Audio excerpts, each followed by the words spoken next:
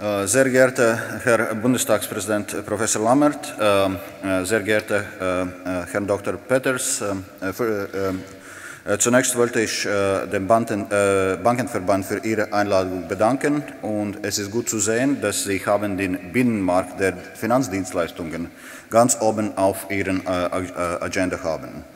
In der derzeitigen wirtschaftlichen und politischen Lage ist es wichtiger als selten zuvor, offen und klar über unsere Ambitionen für Europas Zukunft zu debattieren. Die Europäische Kommission hat diese Debatte mit einem Weißbuch zur Zukunft der EU angestoßen. Was für Europa als Ganzes gibt, gilt auch für den Finanzdienstleistungsbinnenmarkt. Lassen Sie uns daher nicht zögern, grundsätzliche Fragen zu stellen. Was ist unser gemeinsames Ziel und was sind wir bereit zu tun, es in die Praxis umzusetzen? Lassen Sie mich dazu auf Englisch weitersprechen. From our side, approach is clear.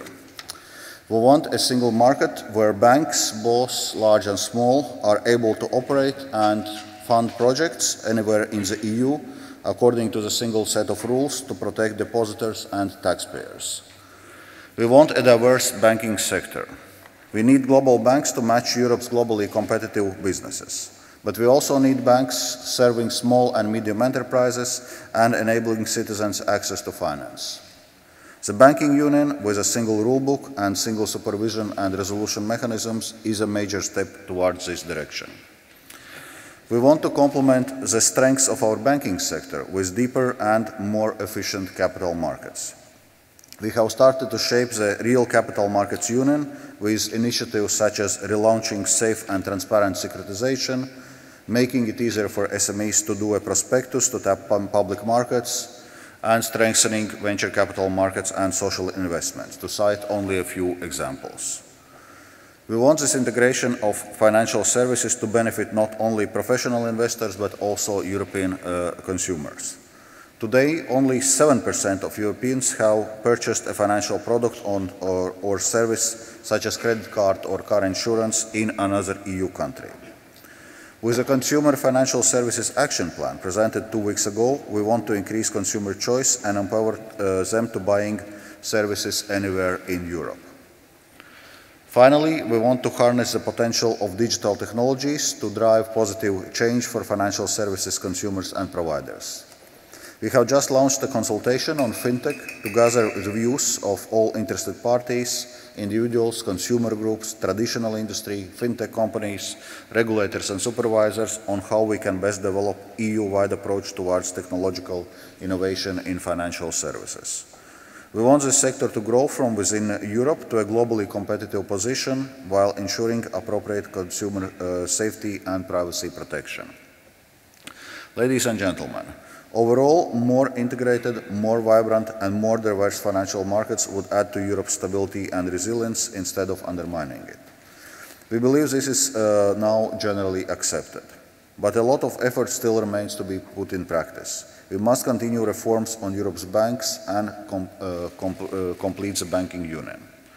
To that end, we have published a comprehensive risk reduction package last November. It includes implementation of TLAC in the EU, a common approach to the bank creditor hierarchy, and the implementation of the already agreed Basel standards on the leverage ratio, net stable funding ratio, and the trading book.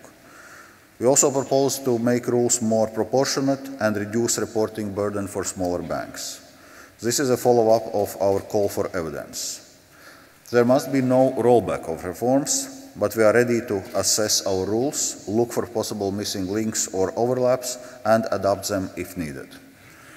I hope that the European Parliament and Member States will adopt the banking package by the end of the year. Already now I see a good political support building up, for example, on our proposals on banks' hierarchy of creditors. A quick agreement on this will facilitate investments into banks' new bail-inable debt instruments and important step to further reduce risks in the banking sector. To complete Europe's economic and monetary union, we need to move in parallel in both risk reduction and risk sharing. I would encourage further progress on the missing third pillar of the banking union, the European Deposit Insurance Scheme. By pooling resources, we can better diversify and control risks. And let me stress that our proposal on EDIS contains a number of safeguards to avoid free riding. Deepening the capital markets union is also work in progress.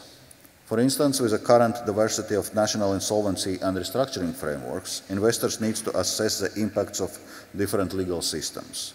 This generates substantial costs and acts as a barrier to cross-border investment.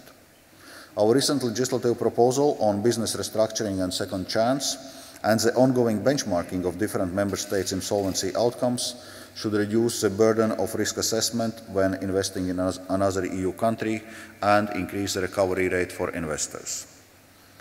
Another problem comes from the different national mechanisms for recovering the amount of tax withheld in another country. As a result, cross-border investors face difficulties in recovering the amount of tax they already paid in their own country, which might be another deterrent to cross-border investment. So we want member states to address withholding tax procedures and encourage best practices in promoting venture capital and business and angel investment into startups and innovative companies. Ladies and gentlemen, last week the UK has triggered the procedure to leave the European Union. The question how this will affect our financial markets is a crucial one. The departure of the UK and the City of London reinforces the case for building a flourishing capital markets union across 27 remaining member states. And as many firms consider how to structure their business across Europe to prepare for UK's departure from the internal market, we are reminded once again about the risks of a race to the bottom among supervisors to win over business at the expense of financial stability. We must confront any such allegations. Different supervisors within the internal market must work together, converge their supervisory practices, and establish strong mutual trust. To foster this, the European Commission has launched a broad consultation on the European supervisory authorities in order to evaluate their operations and to build an overview of areas where their effectiveness and efficiency can be strengthened and improved. They are most welcome to contribute to this consultation, which will remain open until mid-May. Ladies and gentlemen, with the continuation of EU agenda and the right set of reforms at the national level, I am confident that German banks and the European financial sector in general have the capacity to meet current challenges, and that single market for financial services will help them to do so. This is how we reconcile reality with our ambition and build a true single market for financial services, which will show that what the EU can achieve and when there is a willingness to work together. Thank you very much.